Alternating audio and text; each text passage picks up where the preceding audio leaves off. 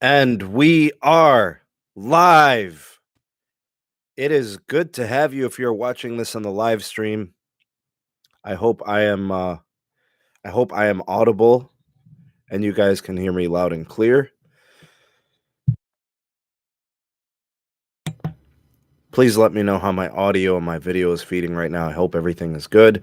A little bit of feedback from you guys if you would be so kind, just to let me know that my levels are straight. Let me know that you hear me, see me well. And hey, Adam, good to have you on my daily side. How are you? Sam Vehicles is here. Seldana Tech. Oscar Frederico. Good to have you. Sean, my brother, thank you for being here and taking care of moderating duties. Thank you, Sean. Appreciate the feedback. Mr. Jaime Daily is in the house. Big shout out to the Daily Sports Podcast. Good to have you on, man. Max Finley is here. Tom is in the house. Pete, thank you for holding it down with the moderating duties. Rafi, appreciate the feedback and taking care of those moderating duties as well. Big Wrench, watch yourselves out there. Let's keep it in line. DJ Gaten, Tech Landon, good to have you. Diablo, good to have you as well.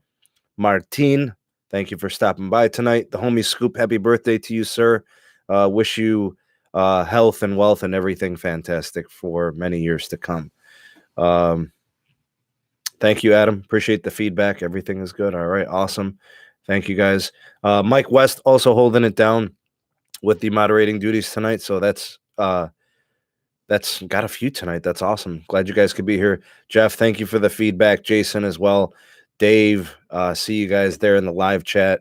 My brother, Keystone Tech, he's in the house. Good to have you on. And thank you for the feedback. Ronald, the homie, thank you for that. Bobby, Jarrett, good to have you. Lavin or Levin, I'm not sure. I hope I say it right. It's good to have you on, and I wish you the same. Thank you. U5 Marshall, hello to you. Thank you for the sound check. Jamil, thanks for the super chat, bro. I appreciate that very much. Already with the super chats, it is good to have you guys. A 199 mic drop from Jamil. Thank you for the super chat, man. No comments, no questions, no nothing. Always generous, kind, and we appreciate you. Thank you for that. The brother Jose is in the house. I'm doing well. Hope all is well with you. Hey, Jamie, anytime you want me on that podcast, man, I'm game. Count me in. We'll find the time. All right. Thank you, William. Appreciate the feedback there. Peter, thank you. As good as you can. Thanks, man. Randy, what's up, Sneedster? Yeah. Yeah. Oh, Keystone Tech. I hope you're doing well, man. I hope you're okay. What is happening, man? G&G, thank you for the $10 super chat. We are in the generous mood today. Thank you all for the already getting things going with the super chat. No question or comment, but Gene, I appreciate you. Thank you so much. Todd, William, Benny, good to have you guys. Kevin, what is going on? Got you on one of my TVs and live PD on the other with the volume down, drinking rum and cook, quarantining. Enjoy your time, man. Glad you could be here tonight. Gene, thanks again for the super chat. Albert, good to have you on. Yeah, let's get this thing going, man. Keystone Tech, take care of yourself, man. Blood pressure is no joke. It could creep up on you. So, added stress, stressful jobs and stuff like that. It gets kind of crazy. So do be careful of that. All right. Good evening, Vincent. Good to have you on. Rich. Hey, big shout out to Rich. I'll be kind of giving off names of all the people that have just been added to the Patreon page. We got some new members and stuff, so I do want to give some special shout outs. But enough of the intros. Let's get to going here. We've got 92 in the live. It is good to have you all. Thank you for stopping in. If you're watching this live, and if you're watching this on replay as a video after it DVRs and it's available for replay, I want to give a big shout out to the replay crew. Thank you guys so much for that. Also, U5 Marshall with the super chat. Thank you for that generous donation. Also, MT Houston, Texas. It wouldn't be a live stream without MT Houston, Texas, dropping the the customary super chat, double-digit super chat. So thanks, man. Appreciate it. You guys are awesome. I definitely have the best community on the tube, man. So, hey, thanks, Jamil. Thank you again. Another super chat. You guys are awesome. All right, so here's what we're going to do tonight. I used to do these all the time. I used to do these on the JG Tech blog. I used to do these types of podcasts on my channel. And then what ended up happening is the community got bigger and I started getting more and more contributors on the show. And it's amazing. It adds an incredible dynamic when I got like engineers coming on the show, and I've got people that work in retail, like in the case of Tim and Caleb with the network, and people that work in the industry and in the physics of all of this, like with Pete, and then people in testing, getting the devices like Carlos. They are some of the most valuable parts of the community and what they do in contributing to the channel. But tonight, what I'm going to do is I'm not going to bother them. I'm going to carry the show on my own for today, and it should be fine. What I want to do is I want to take a look at the five things that T-Mobile must do. These are non-negotiables. These are items that I think T-Mobile has to nail, because if they don't, they're going to jeopardize their opportunity to capitalize on their huge market share gain. And if you think about the merger and the way that it kind of played out over the course of the last 2 years, all of what the merger worked for can be lost if this is not executed properly.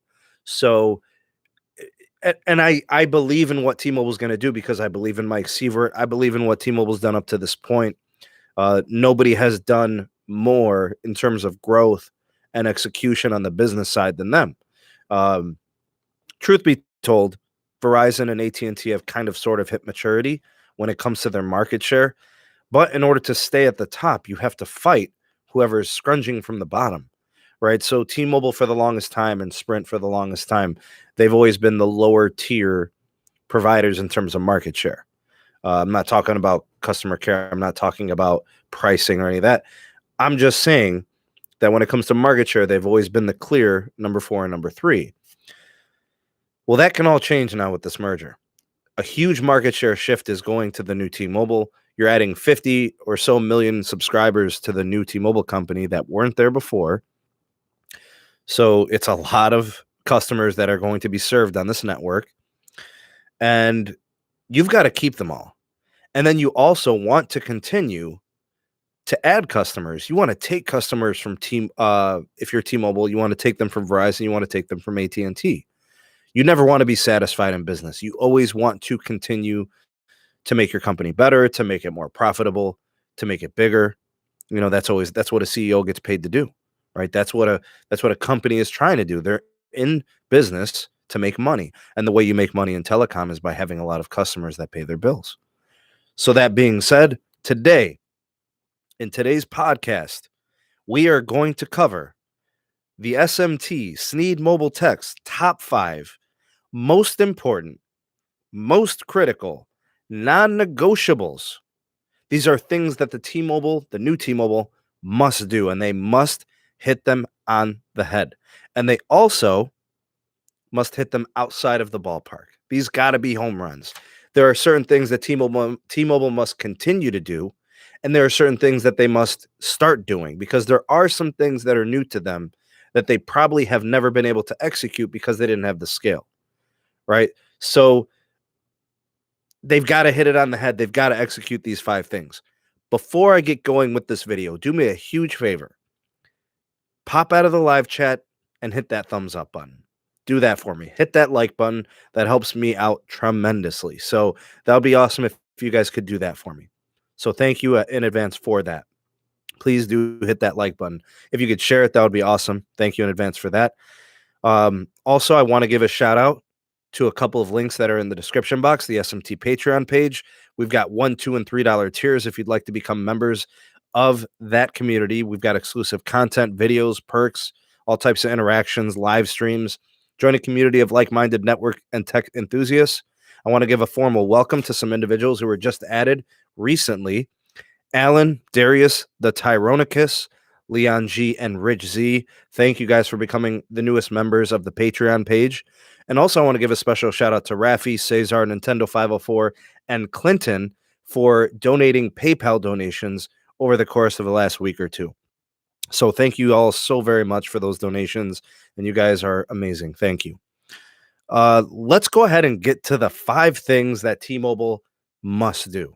And I'm going to try my best to look in the live chat and see where the communication is at, see what the discussion is. But I'm going to give you my 5. I'm going to give you my reasons, my explanations, and then you guys can kind of talk amongst yourselves and see if you can expand on certain things. Maybe you agree, maybe you disagree. Go ahead, have at it. Okay, number one, and these are not in order. They're just the top 5 things I could think of, things that I think are non-negotiable and T-Mobile must do. Number one, T-Mobile must absolutely nail the network integration in building this cohesive new T-Mobile network. That means everything that they have going on, that they have in-house right now, all their spectrum assets, all their tower sites, plus take everything that Sprint has, all their tower sites that they're going to keep and use, all their operations, they've got to hit that network integration right away. No joke, no playing around. It must be seamless. It must be perfect. They cannot drop the ball there. The new network, when it's integrated, has to be capacitive. It has to be without hitches. It must be effective in terms of how they integrate the network. I'm going to say there is a little bit of wiggle room. It doesn't have to be perfect right away. I would say that most customers are going to be patient for the first year. So for 2020, I think a lot of T-Mobile customers and Sprint customers will be patient with the new T-Mobile. So if they're going to continue to do things like, I don't know, hey, these networks, we're working on integration. This tower site's going to be down for a day, or this tower site's going down at night. That's perfectly fine. I think that's understandable. But if we're having these same network integration problems a year from now, a year and a half from now, then that's going to be an issue. They've got to figure out a way to make this happen in a timely fashion. They've probably got about a year. I can't really see it lasting beyond that, because then people are going to start leaving. They're going to go for greener pastures, and then they're less likely to come back. So I would also like to say that I think the network has to have a lot of capacity, and people have to be able to be on the network and feel the difference. So the current T-Mobile customers have to see a network improvement, more capacity, faster speeds, better resolution, better video playback. People have to know that the network got better, and it was because of the merger.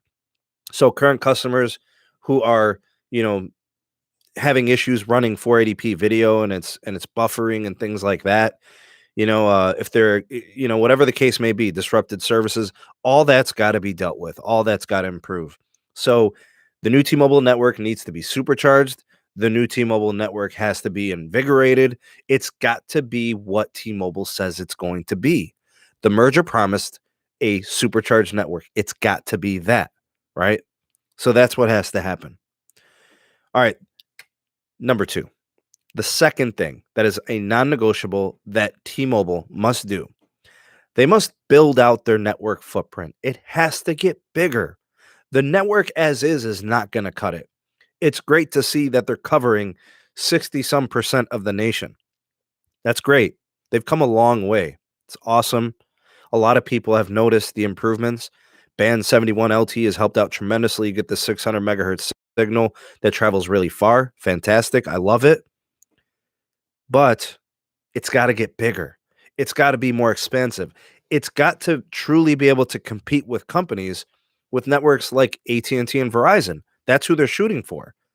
They basically took on Sprint, so that's not a competitor anymore. And who knows what Dish is going to be? They're a wild card. We don't know. But when it comes to Band 71, whether it's LTE or NR, AWS 2.5, the 1900 megahertz PCS spectrum, whatever the frequency and spectrum holdings it is, it doesn't make a difference. They must continue to compete with both the big two in AT&T and Verizon. Look at what AT&T has. AT&T already has a pretty good pre-existing LTE network, and then they went ahead and they got this government contract with the FirstNet where they get band 14, 700 megahertz access nationwide to build out a more expansive network. They're getting paid to roll out that network. So T-Mobile's got to compete with that. That's hard to do, but they got to do it. Verizon has literally spent the last 3 decades, consuming regional carriers while building out their own native network. It's a massive LTE footprint. It's hard to compete with that, but T-Mobile has to do it. So whatever it takes and integrating what Sprint is doing and, building out their own 600 megahertz, all that taken into account, new sites, pre-existing sites, they've got to do it all because band 14 for AT&T is no joke. Verizon's current LTE network is no joke. And then you think about, and I'll talk more about this later, the Shentel deal. I remember when T-Mobile bought iWireless and they purchased them. That was a brilliant move. That was huge. That gave T-Mobile service where they never really had good coverage before. Very limited, very few tower sites. iWireless was huge. Not only did they get some added customers, but they got a network in places they didn't have before. So in Iowa and the surrounding states, they now had access in those areas, and it expanded their footprint of their network. It was beautiful. It was the perfect acquisition for what T-Mobile needs to do. The Shentel situation and what they have with that company, with Sprint, same situation. They should buy out Shentel, get their 1.1 million subscribers, and all of their network assets, everything. And they should go ahead and roll with that. So I think 100% they've got to look at that approach because it worked for Verizon. It's worked for AT&T. I think T-Mobile's got to follow in those footsteps. They don't have to take on the business practices of Verizon and AT&T. If you don't agree with those things, it's totally different. But when it comes to the market to market basis of having coverage, there's no denying that AT&T and to a greater extent Verizon have, I would just say, a more complete coverage of LTE across the nation. And it'll be the same for 5G. So they've got to do that. Mikey Tech Reviews with the $2 super chat. Thanks, bro. Appreciate you. Integration. Will Sprint devices work on T-Mobile? Yes. During the integration process, there'll be tons of updates and firmware updates and things of that nature. We'll be seeing that all the time. I don't really know too much about the Magic Boxes, Master Jeffy Lou, but you might want to contact your Sprint customer care about that, how that's going to work with the new T-Mobile network. Now, number 3. So we just covered the first 2. Let's talk number 3. The third most important or critical non-negotiable T-Mobile must do to be successful as the new T-Mobile company. T-Mobile must effectively integrate the business side with Sprint. This seems like an afterthought. Most people think, oh, you merge a business, easy, right? Now you got these two companies together and, everything's cool, right? You got all these customers all migrated, this huge company. But I'm here to tell you that the migration from Sprint customers over to T-Mobile systems is going to be an absolute pain because there are a lot of Sprint customers who have been with Sprint for a long time that have a long account history, multiple accounts. They've got all types of lines. They've got all types of stored IMEI information. The list goes on and on. There's tons of stuff there, right? Tons and tons of account information and other things that are stored within the company's software operations. You got to think about it. That integration of old dated Sprint systems and old dated T-Mobile systems, that's not going to be easy. And they can't have too many hitches, right? If you're going to have problems with accounts and billing, that's all going to be a pain. Customers are going to get really mad about that. You don't want to lose your customers off of stuff like that. Very, very painful integration process, especially if stuff starts disappearing, old plans, old bills. I mean, there's so many different things that could happen there. That is going to be a very challenging task. I do not envy who is on that team working on those types of things. Very, very difficult to do, but they've got to figure it out. I mean, think about it, right? You've got all these old CDMA IMEIs from the Sprint side. You've got a bunch of old legacy devices on the T-Mobile side too. Right? It's not going to be easy figuring all this out. We just talked about the network integration. We just talked about the network build out. I mean, those are tons and tons of operations. This is just on a store-to-store basis even, right? And then the management of the store sites and the employees and the training, all that goes into the whole business side. Big shout out to Timothy with the super chat.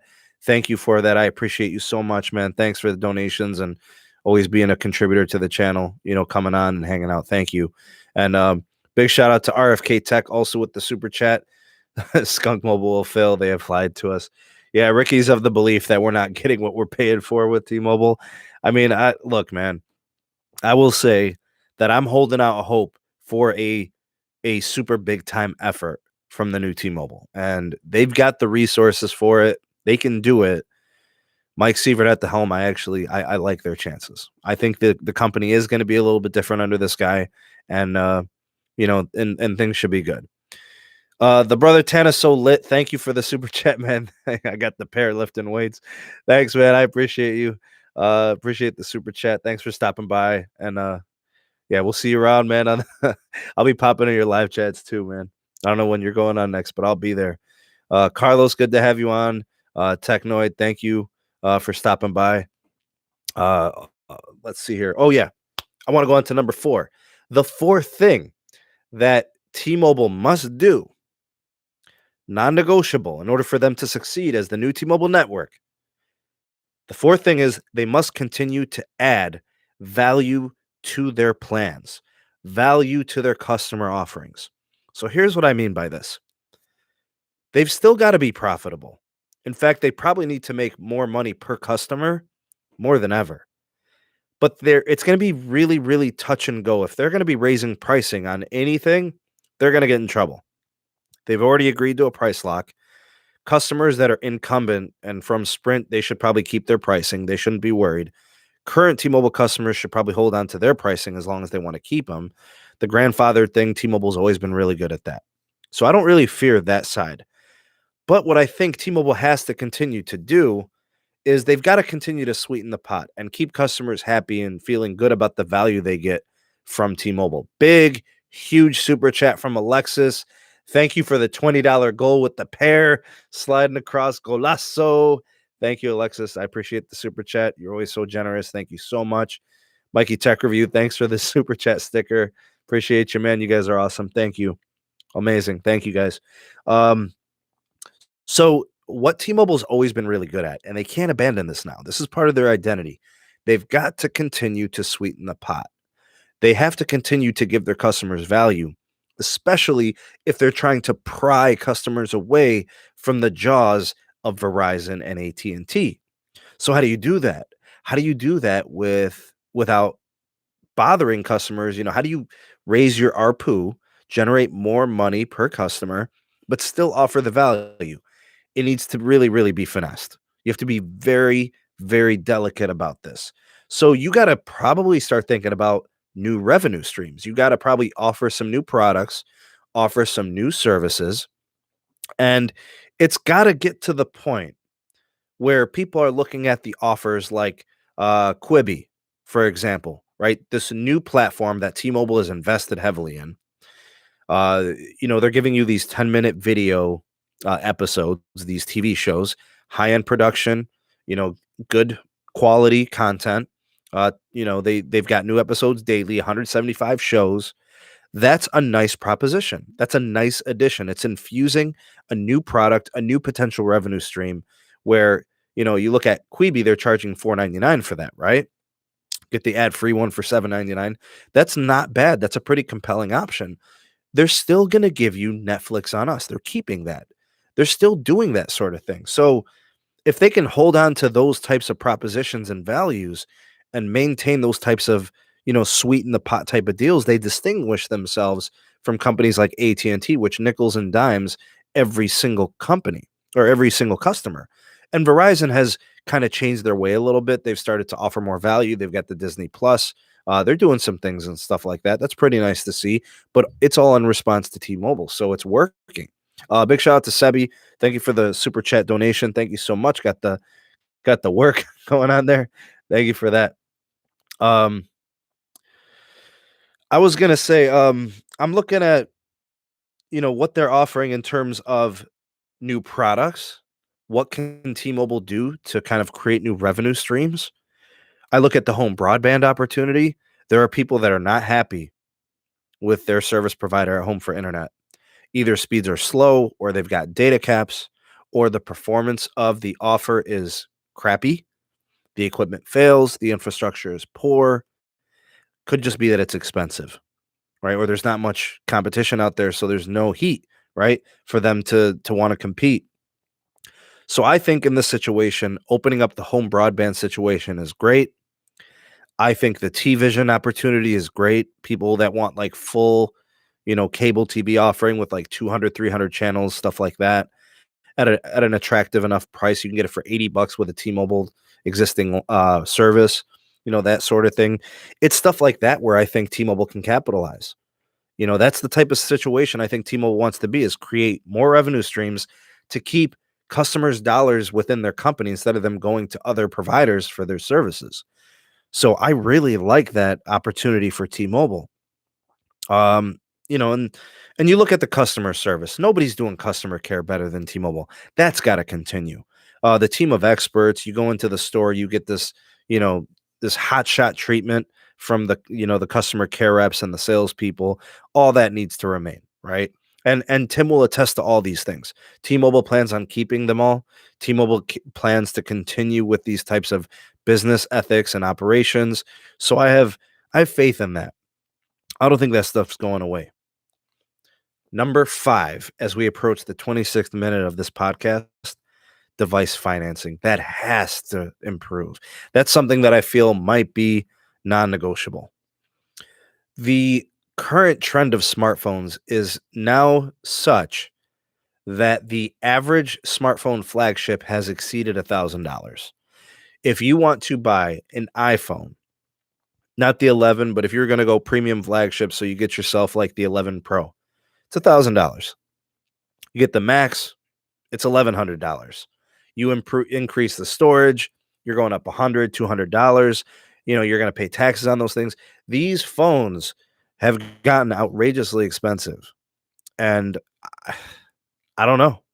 It's a touchy situation, but the way T-Mobile's financing is working now for some people, especially if you're a customer coming in from another network, you don't have a credit history with T-Mobile. They may end up telling you, we'll finance 700 of those dollars for you. So your payment's going to be like $35 a month, but you're accountable for the other part as a down payment. Well, you also have to pay taxes. You also might have to pay for the Apple Care, right? If you're getting an iPhone or something like that, or if you're getting insurance, those fees are still there. They're not going anywhere.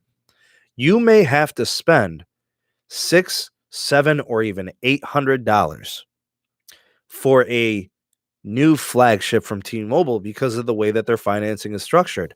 Now, I understand some people have a good credit history with T-Mobile and they'll finance the whole thing for you, right?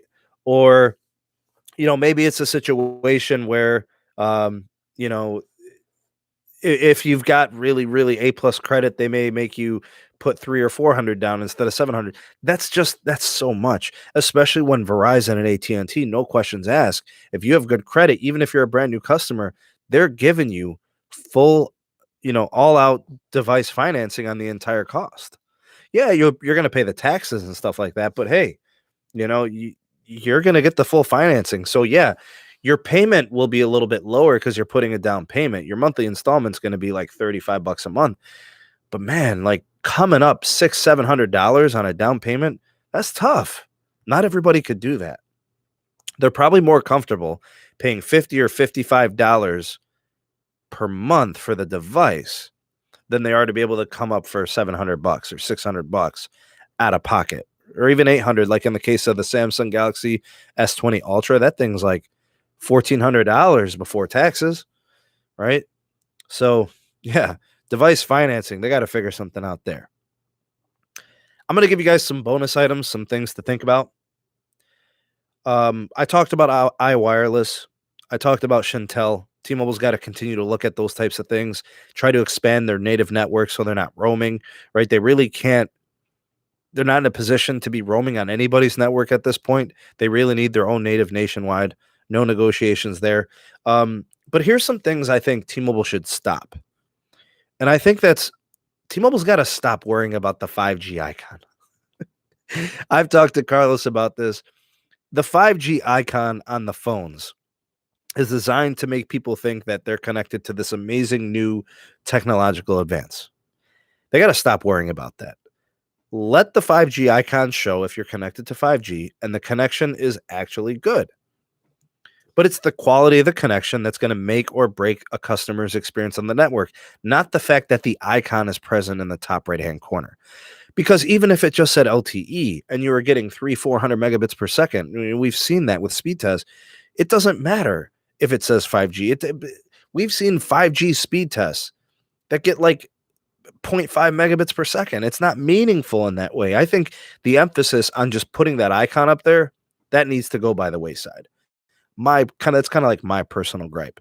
Outside of that, it's not really a big deal to me. It's really about the performance of the network. Like I said, you've got to convince people that this merger created this supercharged network. And then you have the case of the whole like Dumb and Dumber stuff. I think all that goes with John. I think it's pretty much understood that John's no longer going to be this mascot. John's not going to be in the forefront of the company. I don't think he should really be on any commercials. I don't think he needs to be portrayed in any way in representing the company. I mean, at this point, they've also kind of like moved on from John. I mean, they already started the transition when they announced the merger April 1st. No April Fool's joke, right? And I think a lot of that's going by the wayside. Mike Sievert's going to be a good CEO. He's going to be a fine CEO. I mean, he's pretty much been the main guy for the company this whole way with John. He's been his right hand. So most of the uncarrier moves, all of that, this image that was built up and this marketing push, it was kind of created by him. But, John was the face of it all. He was the mascot. So, I kind of look at it like that. And kind of another little bonus thing, the CapEx. It's got to stay high. They've got to compete with Verizon. They've got to compete with AT&T. They're within striking distance of AT&T if you think about it. They cannot spend $6 billion a year. It's not happening. They're looking at probably spending $20 billion annually for the next 3 years in new builds, upgrades, and network integration. They will have to spend somewhere between 15 to 20 billion for the next 3 years annually. So over the next 3 years, if they spend $60 billion, I think they can achieve every network goal that they have. I really do. I think they can do it because the money talks in this business. You could say all you want about 5G. You could say all you want about the 600 megahertz signal. But you've got to spend the money. We've seen what AT&T has done in the last year and a half or 2 years. The Band 14 expansion has helped them tremendously. They've got Band 29, they've got Band 30. They've added new spectrum assets that have completely changed the experience on the network. They've got new access sites. They've got they've bolstered pre-existing sites with huge capacity. I mean, I ran a prepaid MVNO of AT&T for a month. I used over 300 gigabytes of data. And that sucker was always over 100 megabits, 200 megabits per second speed test. I never got throttled. That is a high capacity network. Verizon is squeezing the life out of their spectrum, but they've got so many sites. It deals with that problem. So I know that their capital investment was set for $6 billion. There's no way they could do that this year. Maybe $6 billion and 600 megahertz. They've got to finish that LTE piece. They've got to add AWS capacity to deal with the Sprint integration. They're going to have to build out the 2.5 network integration as well. You think about the assets that Sprint brings to the table, massive MIMO antenna upgrades. They've got to do that. That's going to be huge for their 5GNR. Pre-existing sites that are LTE, right? The PCS spectrum. I mean, there's so much that they've got to do, but if they spend the money, they can do it all because the engineers are ready and they're willing and they're able. The will is there. I think they do it. And like I said, Verizon's spending 18 billion annually. AT&T has been spending 20, 22, 25 billion. These companies are no joke, man. And I know AT&T's in shambles. I don't know what's going on over there. They got this huge debt load, bad purchases, all this debt. Take advantage of the opportunity while they're hurting. Strike while the iron is hot. Verizon is strapped for spectrum. They can't do anything until C-band, which puts it at like 2021. So for the next year and a half, T-Mobile's got to put their pedal to the metal and just go for it. And you got to do it with money. And I think Neville is more able to do those sorts of things now than he was before because they understood what this merger was all about. This should open up the network upgrade floodgates, and we should have a totally supercharged the new network with the new T-Mobile. So those are the 5 things, and then some added bonus stuff that I wanted to kind of throw in there. Big shout out to Cesar Lopez with the $2 super chat. Wait till T-Mobile gets the show on the road. Agreed. Once this whole situation gets under control and whatever happens, people get back to work and the network integration can continue full throttle. Gene, thank you for the $2 super chat. Appreciate you, man. Ron, appreciate you also. The $3 fist bump. Thank you for that super chat sticker. Yeah, Pete. He says T-Mobile eviscerates AT&T where I am. But Pete, that's like a regional thing. We need more of that, right? We need more of that in places where it's the other way around, where AT&T has the access and T-Mobile doesn't. So, yeah, I think with the Sprint integration, it covers some of those spots, right? There are some places where Sprint has native coverage and good coverage that T-Mobile doesn't. That takes care of that. But there are still other locations and markets where T-Mobile's presence is weak. They addressed it a little bit with iWireless. Hopefully they do the same with Chantel, and they address it in that way. Tim is saying AT&T is making some of the same mistakes as Sprint did. From the mobility side, I don't really see it. From the business side, sure. I think I agree with you there for sure. James Marrero says eventually the U.S. will only have 2 carriers. I totally disagree. No disrespect whatsoever, my friend. I disagree with that. We have 3 legitimate sized carriers that I think are ready to go at each other. So, I just had to disagree with that. Kazi says AT&T should dump DirecTV to Dish. I don't think anybody wants DirecTV, to be honest with you. My daily side says AT&T and Verizon is going to run scared. I don't think they're going to run scared. I think Verizon's looking to keep their crown, to be honest with you, and they're not backing down. They've actually become more competitive in terms of value. So I like what I'm seeing there. Nobody does networks better than Verizon. That is their thing. King Judas says, right now, T-Mobile's 5G isn't worth it. If a phone doesn't have the tri-band 5G, millimeter wave, low and mid, waste of my money. S20 Plus, S20 Ultra does that. Yeah, those are big-time devices, man. I agree. Gene says AT&T needs to spin off DirecTV. I don't know what they need to do with that. I really don't know. The TV side, the media side of AT&T is a nightmare, honestly. Let's see here. Samsung even said that their S20 Ultra isn't selling like that. Yeah, I've heard that. I heard that the phone isn't selling very well. Carriers are reporting it's not selling very well. I don't know. I think the pricing, man, it's just so expensive. Lou Don with the super chat, the onset $199 sticker. Thank you for that. Let's see here.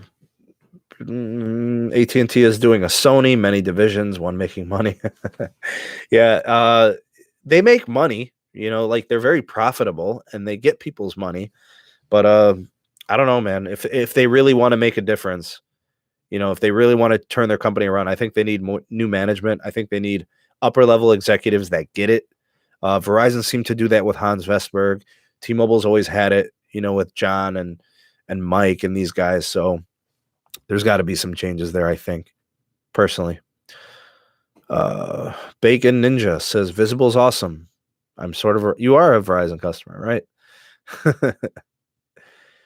You know what, Ronald? You bring up a good point, man. I can't disagree with that statement. Which smartphone is selling well during quarantine? Yeah, and some of that's just timing for them, right? You think about it, the phone dropped in February. I mean, did they even really have a chance to sell it? It sucks. They may have to run like a special once the quarantine thing is under control. So, you know what, Breezy? You're right. Breezy's firstborn son. Super chats are awesome. I appreciate them greatly, but the PayPal donations are awesome because the PayPal donations, they don't take a fee from you or me, right? It's just a direct. If you do it as friends and family, it's just a direct transfer. They take their piece over here on the tubes. Josh says, do you think AT&T Prepaid will get 5G access? Cricket will be getting it soon. I don't know. I didn't hear about Cricket getting it. If Cricket gets it, I'm gonna guess it's the low band 5G, which isn't really. It's nothing to write home about. There's nothing special about it. You know, I don't know about the whole low band 5G. Like, I mean, how much does it really mean to people? I mean, it's nice to have, but it's not going to really change your network experience. Mid band, different story, right? You had to start adding tons of mid band for 5G. Now that's some action right there, using massive MIMO antennas and stuff like that. So if they do give access to prepaid, that's cool. But I don't think it's going to change too many people's experiences on the network. You look at Cricket, they have a speed cap, right? They're not even giving you full network access if you think about it. So, yeah. Cesar says, I'm an AT&T customer. If T-Mobile is on their feet, heading back to them. All right, so there's a person thinking about moving. I totally agree, Bobby. I think the LG V60 is a great phone. I'm actually probably going to get one. I really like that phone. As a creator, somebody creates video, needs high quality audio recording, stuff like that. I'm big on that phone. I think it's going to be a really super device for a lot of people. I'm looking into it. Nadeem Namu. I hope I said that right. I am sorry, my friend, if I didn't. With the $4.99 super chat. Thank you for the generous donation. I appreciate you. Thank you for those thoughts and considerations. And it is good to have you here tonight. And thanks for stopping by, and appreciate your generosity. Thank you. Trailboy Gaming says Samsung needs to lower the price of their flagships. $250 price increase in the lower end of the S20. Well, they did add 5G, right? The thing about the S20 line, when they put in the 865 chip, you have no choice but to make it a 5G phone. It's built in. The modems are built into the chip, so you can't have an 865 modem. You can't have a flagship Qualcomm unless it's 5G. So it's really, really hard, to say, well, I want a Samsung flagship that's LTE only. You can't have it, which kind of takes you over to the mid-range for Samsung. They've got the A71, which is going to be 5G. You've got the A71 5G variant, right? And then you've got the A51 and A51 5G. There's going to be a 5G variant there in the mid-range. Big shout out to Technoid. He's in the live. He did a video covering this, did a great job with it. I'll be doing a little bit of the cellular technologies on those phones probably tomorrow or the next day. So be on the lookout for that. I'll cover those devices really good. Jessica says affordable. I agree. It's got to be affordable, right? I don't think Cricket for a while because they don't even sell 5G phones yet. Yeah, I don't know what their 5G access is going to be either. We'll have to wait and see.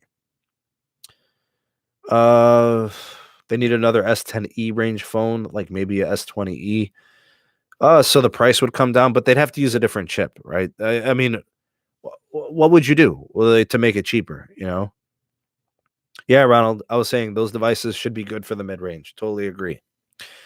All right, so I didn't want to be on too long. I didn't want to make this a long, drawn-out thing. I wanted to cover, the 5 most critical things I think T-Mobile had to do to really hit the nail on the head in order to make sure that they get this merger off on the right foot. And I think I did as much as I could in covering it. If you're watching this in the live, you guys got to chime in. I was kind of reading your statements. You guys were having the conversation and discourse. For those of you watching on replay, you got to hear my items. Maybe you want to drop some comments. Let me know what you guys think. If you agree or disagree with some of my points, you're more than welcome to let your voice be heard. Jamaal, thank you for the super chat, bro. Thanks for the generosity. I want to shout out the links in the description box, the SMT Patreon page, the second channel, Mobile Tech live streams. If you guys want to get subbed over there, check out the channel link. It's there for the second channel. Also, we have the Twitter handle at Sneed Tech if you guys want to get involved with that community. And the Megadon.net invite code is in the description box.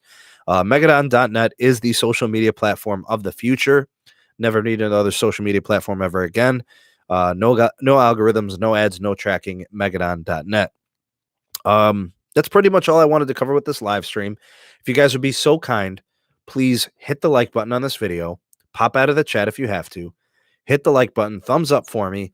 Share it to your favorite social media platforms. That would be awesome. Instagram, Twitter, here on YouTube, Facebook, whatever. That would be amazing if you guys could do that for me. Also, what I'm going to probably do for the replay crew is I'll leave some end cards here for you guys to check out those things. And big shout out to the replay crew, those watching this after the fact.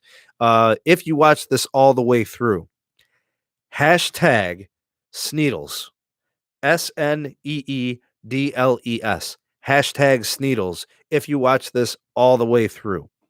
Big shout out to Jamaal for his super chats, Gene for his super chats, U5 Marshall, MT Houston, Texas, Mikey Tech Reviews, Timothy Ball, RFK Tech, Tana So Lit, Alexis, and Sebi, Cesar, and Ronald. Thank you. Oh, as well as Nadim. Thank you for your super chat. I think I got to everybody. Thank you guys for being here to watch in the live. Big shout out to those watching this on replay, the replay crew. Thank you guys so much. Hashtag Sneedles if you watch this all the way through. You guys are the best. I hope you guys have a great rest of the day. Stay safe out there, and we'll see you guys on the next video. Peace.